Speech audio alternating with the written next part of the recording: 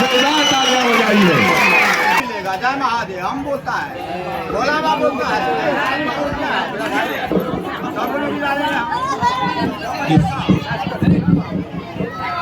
इस सभा में उपस्थित हमारे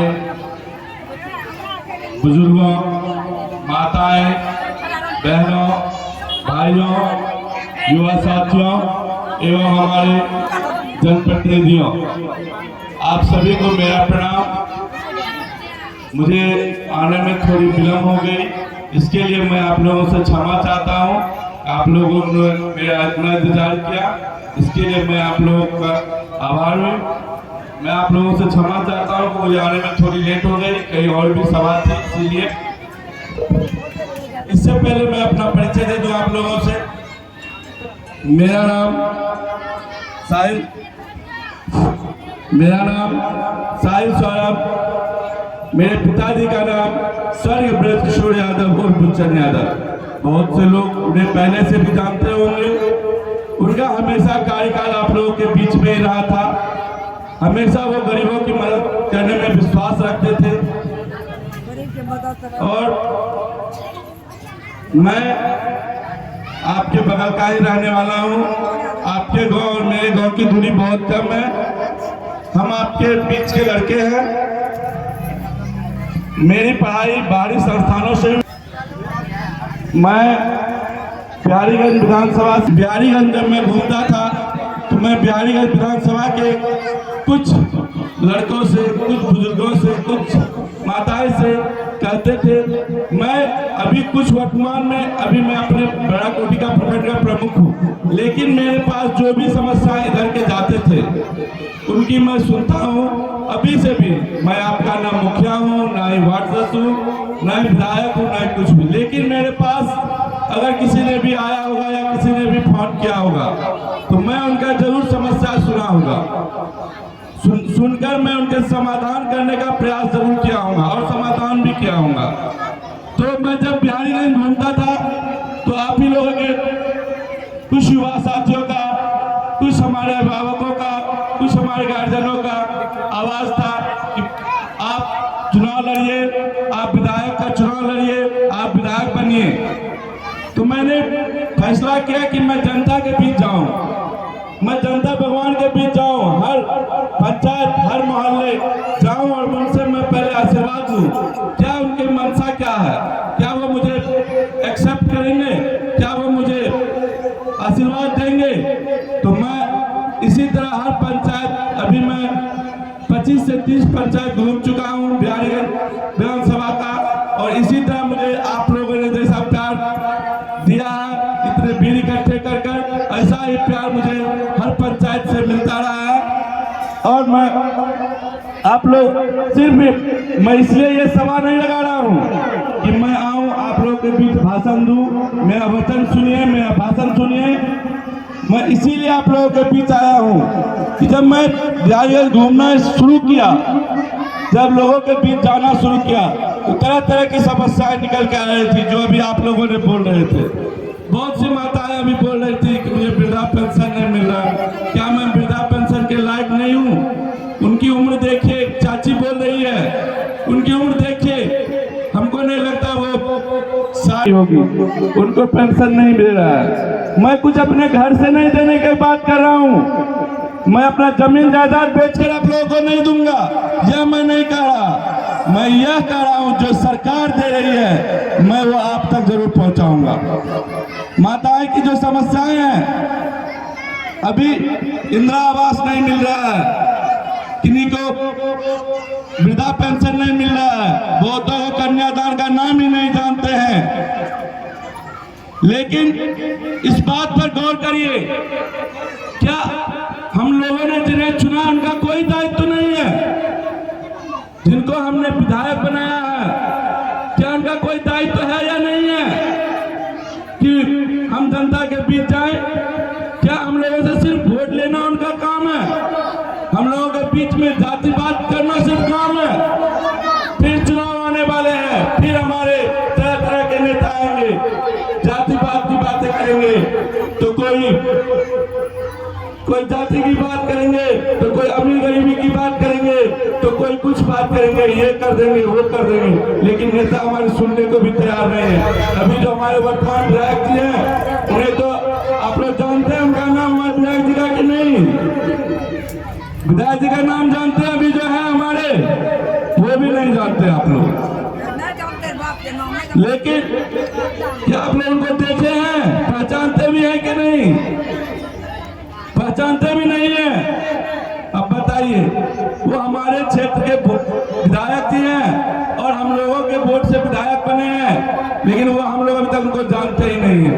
इसीलिए जब मैं घूम रहा था तो तरह तरह किसी तरह की समस्याएं सभी बता रहे थे, तो मैंने अपना एक टीम बनाया कुछ लड़कों का।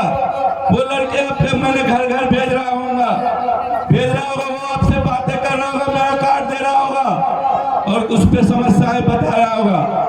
वो आपसे वोट नहीं मांग रहा होगा, वो आपकी समस्याएं ले रहा होगा। कम से कम जान तो जाऊं मैं कि आपकी समस्याएं क्या है, आपके पास क्या चीज की इतनी समस्याएं हैं। अभी एक चाची इतनी अच्छी बातें बोल रही थी कि हमारे बेटे हिंदी ऑनर्स किए हुए हैं, हिंदी प्रोफेसर है, लेकिन उनको 2 साल खटाकर उनको निकाल दिया गया। क्यों? कभी सोचे क्यों? हम लोग गरीब, हम लोग की सुनने वाले ही नहीं है। इस सरकार में बिना घूस के कुछ तो होता ही नहीं है। चाची हमारी पैसे देने के लायक नहीं होगी, वहां पर अधिकारी तक पैसा नहीं पहुंच पाया होगा, इसीलिए उन्हें निकाल दिया गया। ये सरकार अपने जो सरकारी तहसीलदार बैठाए हुए हैं, चाहे उस रूप में हमारे वीडियो हो, सीओ हो, अभी बताइए सभी के जमीन की क्या हाल है। आदमी को जमीन खरीदते हैं, वाजिबन जमीन खरीदते हैं पैसे देकर, लेकिन मोटेशन बिना पैसा का होता है। तो सरकार क्यों नहीं कह देती कि भाई तुम जमीन लेते हो तो मोटेशन में पैसा लगेगा, खुल कर लीजिए। लेकिन हमारे कर्मचारी हो या सीओ हो अपना दलाल रखते हैं, दलाल रखकर काम करते हैं और जब तक पैसा नहीं देते तो वो जमीन का अपना जो हकीकत का जमीन है उसका भी रसीद मोटेशन नहीं होता। अगर वो गलत जमीन है पैसा दे दीजिए तो वो भी हो जाता है। ये ऐसी सरकार है, बिना घूस की ये चलती नहीं है। बिना वो तो हम बहुत दूर की बातें बोल दिए। आप लोग अपना जाति निवास आय के लिए भी अगर जाते होंगे उसमें भी 500 रुपया ठग लेता होगा। ठगता है कि नहीं ठगता है? तो बताइए ये कैसी सरकार है, कैसी सरकार? हम लोगों का कौन सुनेगा? हर कोई चुनाव क्यों होता है, नेता क्यों चुना जाता है? पहले इस पर नेता क्यों चुना जाता है? नेता इसीलिए चुना जाता है कि हर कोई प्रधानमंत्री या मुख्यमंत्री के पास नहीं जा सकता है। जिसको नेता बना वो जा सकता है, वो आवाज को पहुंचाएगा। हम लोगों की आवाज जो हम लोगों की कठिनाइयां उसको अपने मुख्यमंत्री, अपने प्रधानमंत्री तक पहुंचाएगा। लेकिन क्या इतना दिन देखे होंगे सबके पास अब तो बड़ा बड़ा मोबाइल है, विधानसभा सत्र चलता है। कभी हमारे विधायक अपने क्षेत्र के बारे में बात भी किए हैं, अपने क्षेत्र के बारे में कोई हक भी मांगे हैं? हम जनता के बारे में बात भी करते हैं? नहीं करते हैं। उनको है ही नहीं फुर्सत, क्योंकि वो जानते हैं हम तो जितले हैं। उनको घमंड नहीं है, उनको घमंड है। वो जीत के आराम की जिंदगी जी रहे हैं। अभी पटना में ऐसो आराम की अभी जिंदगी ले रहे हो, ऐसो आराम की अभी नींद ले रहे हैं। फिर चुनाव आएगा, फिर आएंगे, फिर हम ही लोगों में से किसी को पैसा के दम पे, किसी को जात के नाम पे, किसी को कुछ के नाम पर बांटेंगे। लेकिन हम लोगों को सजग होने की जरूरत है। हम लोगों को उस समय सोचने की जरूरत है कि हमको किसको चाहिए, सुनने जो सुनेगा वो चाहिए या जो कान में तेल लेकर घर में सोएगा वो नेता चाहिए। मैं आपको कहता हूं, मैं आपका बेटा बनकर आया हूं। मैं कोई नेता बनने नहीं आया हूं, मैं आपका बेटा बनने आया हूं। आप अपना एक बार इतना दिन तो नेता चुने ना, लेकिन इस बार बेटा चुनिएगा। मैं आपको विश्वास दिलाता हूं, मेरा घर आपके घर से बहुत नजदीक है और मेरा दरवाजा 24 घंटा खुला रहता है। बहुत से आदमी यहाँ के रिश्तेदार होंगे वहां। आप पूछिएगा कि मेरा दरवाजा 24 घंटा खुला रहता है कि नहीं। मैं हमेशा आप लोगों की मदद के लिए खड़ा रहता हूं और खड़ा रहूंगा। इसीलिए चुनाव आने वाली है, फिर आप लोग भटकिएगा नहीं। सबसे बड़ा ताकत आप लोग हैं। आप लोग जो जिसे चाहेंगे वो विधायक बनेगा, MP बनेगा, मुख्यमंत्री बनेगा, प्रधानमंत्री बनेगा। इसीलिए सब जो भी बनाने का ताकत आपके हाथ में है। दूसरी बात, अभी सबके मुंह से इधर सुन रहे थे बिजली बिल जो कि स्मार्ट मीटर जबरदस्ती घर में आके ठोक दिया गया। पता ये जो हमारे शिक्षा मंत्री हैं, अभी शिक्षा मंत्री हैं, उनका नाम जानते हैं?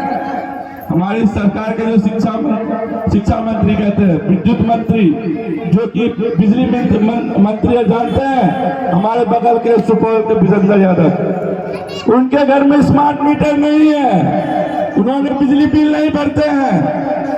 बताइए ये कैसी सरकार है कि मंत्री को बिजली फ्री है, लेकिन हम झोपड़ी वाले को बिजली को जबरदस्ती कंठ पर चढ़ कर लेता है, नहीं देने पर लाइन काट दिया जाता है कि नहीं? बात लाइन काट दिया जाता है ना, बिजली बिल नहीं देते हैं तो इसीलिए प्रण कीजिए कि ऐसी सरकार को उखाड़ फेंकनी है। उखाड़ फेंकेंगे ना आप लोग? ये सरकार को उखाड़ फेंकेगा तभी बदलाव होगी। सरकार 20 साल से कुर्सी पर बैठी है, इनकी मनमर्जी हो गई है। ये घूस पर ही सरकार चलती है। कितना इस सरकार के बारे में बोले, और सब किसी के पास तो मोबाइल, TV, सारा चीजें, सब चीज देखते हैं। दूसरी बात कि हमारे जो अभी माननीय तेजस्वी भैया जी हैं, आदरणीय लालू जी के जो बेटे हैं, उन्होंने घोषणा किया है कि अगर मेरी सरकार बनी तो मैं माँ बहन को हर महीने 2500 रुपये दूंगा। सोचिए, उनकी सोच को देखिए। क्यों? क्योंकि वो युवा है, वो आज के पीढ़ी है, वो आज के बारे में सोचते हैं, हमारी माँ बहन की स्थिति को देखते हैं। एक घर में कम से कम 3-4 महिलाएं होती है, और 2500 रुपये सबके खाते में जाने लगे, एक घर में महिलाएं को 10,000 रुपये हो जाएंगे। उस घर की दशा और दिशा बदलेगी कि नहीं बदलेगी? बताइए। हम लोगों को बदलेगी तो पहली उनकी, अगर हम लोग उनको मुख्यमंत्री बनाते हैं तो उनकी पहली, जिस दिन वो शपथ ग्रहण लेंगे तो पहला उनका कदम से ये होगा। दूसरा कि 200 यूनिट बिजली फ्री, जो कि अभी माताएं बोल रही थी कि हम लोग का चावल गेहूं बंद कर दीजिए, लेकिन बिजली मत काटिए, बिजली को फ्री कीजिए। उन्होंने 200 यूनिट बिजली फ्री करने का घोषणा किया है। 200 बिजली यूनिट फ्री का मतलब हो गया 1500 से 2000 रुपया। 1500 से हम लोग का भी बिजली बिल कितना आता होगा? 600, 700, 800 रुपया। हम लोग क्या जलाते हैं? एक पंखा, ये एक बल्ब, और इससे ज्यादा हम लोग क्या जलाते हैं? लेकिन महल वालों से पूछिए, वो AC, कूलर सब चलाते हैं। लेकिन हमारे तेजस्वी भैया जो हैं, वो हमारी गरीबों के बारे में सोचते हैं, क्योंकि हमारे आदरणीय लालू जी हमें गरीबों के नेता हैं। वो 200 यूनिट बिजली फ्री कर देने का बोले हैं कि पहली कदम से मैं 200 यूनिट बिजली फ्री, मतलब 200 यूनिट बिजली, मतलब बिजली का पैसा ही नहीं लगेगा। तो क्या आप लोग जो बिजली का पैसा वसूलता है उसको चुनेंगे कि जो बिजली फ्री देगा उसको चुनेंगे? बताइए किसे चुनेंगे आप लोग? तो सरकार बदलेंगे ना। तीसरा, वृद्धा पेंशन हो, विधवा पेंशन हो या विकलांग पेंशन हो, ये सब 400 बढ़ाकर 1500 करने का वो 5 महीना पहले घोषणा किए थे। ये बात सुनकर सरकार को डर लग गई। सरकार जब ये घोषणा किए तेजस्वी जी, तो हमारे माननीय मुख्यमंत्री जी ने कहा कहां से लाएंगे वो 400 के बदला 1500 रुपये वृद्धा पेंशन? कहां से लाएंगे? अपने बाप के वजह से लाएंगे। लेकिन आज उसी मुख्यमंत्री ने डर से 400 को 1100 कर दिया, 400 से 1100 कर दिया और बोला 10 तारीख से कर देंगे। आप तो 20 साल से मुख्यमंत्री हैं, तो क्यों नहीं पहले किए? इसीलिए अभी किए हैं क्योंकि चुनाव आने वाला है, 2 महीना चुनाव का बचा है, 2 महीना चुनाव का बचा है, इसीलिए उन्होंने 400 से 1100 किया है। वो भी खाते में आएंगे या नहीं आएंगे बहुत, वो भी गारंटी नहीं है। चावल दाल तो चावल गेहूं तो दे रहे हैं, लेकिन अगर एक परिवार में 10 आदमी है तो 5 ही के नाम के कार्ड में जुड़ा हुआ है, 6 का 5 का नहीं है कि नहीं? तें लिए कहै छियै कि अपना आर के सजग होए के छै, ठगावे के नहीं छै। ठग सरकार छियै, ई ठगे के लिए हमेशा तैयार रहे छै सरकार, सिर्फ ठगे वाला काम करे छै। अभी 400 रुपया के 1100 कर देलकै वृद्धा पेंशन। ई सरकार तो 20 साल से रहे थे, क्या नहीं करे रहे? 2 महीना बचले चुनाव के लिए ये कर रखे। चौथा बात अखनी सबके घर में सिलेंडर है ने, सिलेंडर चाहिए कि नहीं? सरकार उज्ज्वला योजना निकाल रखे, सबके घर में सिलेंडर दे दिलके। लेकिन एक बात बताओ, कितना आदमी सिलेंडर पर खाना बनबे छियै? कितना आदमी सिलेंडर पर खाना बनबे छियै? बनबे ही नहीं हुए, मात्र 1-2% आदमी बनबे होते। सिलेंडर घर में शोभा बनल है। लिए आरजेडी राजद परिवार थे, उन्होंने घोषणा करने थे कि सिलेंडर 1200 रुपया में मिल रहा है, वो सिलेंडर 500 रुपया में मिलता है। जो सिलेंडर 1200 में मिल रहा है तो 500 मिलता है, वो भी पहली कलम से। अभी बोल रहा है कि सब आदमी से कंबल बाहर दे, कंबल बाहर दे, क्या कंबल बाहर दे? हम बताबू, सबके यहाँ पर माता पिता बैठल छे, अपन बाल बच्चा के पढ़वे के लिए 4 वक्त बदला 2 वक्त के खाना खाएगा, लेकिन बाल बच्चा के अच्छा पढ़वे छे, बाहर पढ़े के लिए भेजे छे। जब बाल बच्चा के पढ़ाई खत्म हो जाए छे, मगर नौकरी के समय आवे छे, तो वह समय नौकरी ओकरा नहीं मिले छे। सरकार बेरोजगारी लाके खड़ा कर देने छे, क्या कि ओकरा यहाँ करना की छे? जात पात, हिंदू मुस्लिम कह के वोट लेना छे। कि हिंदू मुस्लिम से पेट भर देता है? कि हिंदू मुस्लिम से हमारे युवा साथी जो खड़ा छे रोजगार मिल जाता है? तो फिर ये सरकार ऐसी सरकार है, ना हमारे युवाओं के बारे में सोचती है, ना हमारे माताएं बहनों के बारे में सोचती है, ना हमारे बुजुर्गों के बारे में सोचती है। ये सोचती किसके बारे में है? अंबानी और अडानी के बारे में सोचती है। तो सोचती किसके बारे में है? ये मंजिल में जो रहते, जो ऐसी मकान रहते, उनके बारे में सोचती है ये सरकार। बताबू, अखनी घरे घर जे अभी समूह के लोन चले थे, छोटा मोटा लोन चले छे, हफ्ता लोन वसूले लावे हेते, या ककरो महीना में लोन ले के लिए आवे छे ने, कना जबरदस्ती लोन वसूले छे लोन। लेकिन सरकार हमरा के लोन में कते के लोन लेने होबे? 1 लाख 2 लाख ऐसे ज्यादा रुपए लेने हेते, हमरा के लोन नहीं माफ करते सरकार। जे 1000 करोड़ रुपया ले लेने छे लोन, सरकार ओकर आधा से अधिक माफ कर दे छे। बताबू सर, ई सरकार कैसन छे कि 1000 करोड़ रुपया लोन लेने छे ओकर माफ, और हम सब 1 लाख 2 लाख रुपया लेने छे। अगर 1 दिन 2 दिन दे में कष्ट हो छे, 1 दिन 2 दिन अगर लोन भरा कर नहीं दे पावे छे 2 दिन के समय, तो कितना अभद्र बात बोल के द्वार पर से चल जाए छे, जैसे कि नहीं जाए छे। इसलिए हम सबके प्रण करना छे कि अबरी बार चूकना नहीं छे। अबरी बार यहाँ सब वोट नेता के लिए नहीं करबे, साहब यहाँ सबके बीच में बेटा बन के आयल छे। कभी आजमा कर देखबे, हम 6 महीना पहले से घूम रहे छे, 6 महीना पहले से सबके पास मोबाइल होते, मोबाइल में देख लेबे। हम हर गांव, हर मोहल्ला, हर वार्ड जा रहे छे और यहाँ सबके आशीर्वाद ले रहे छे।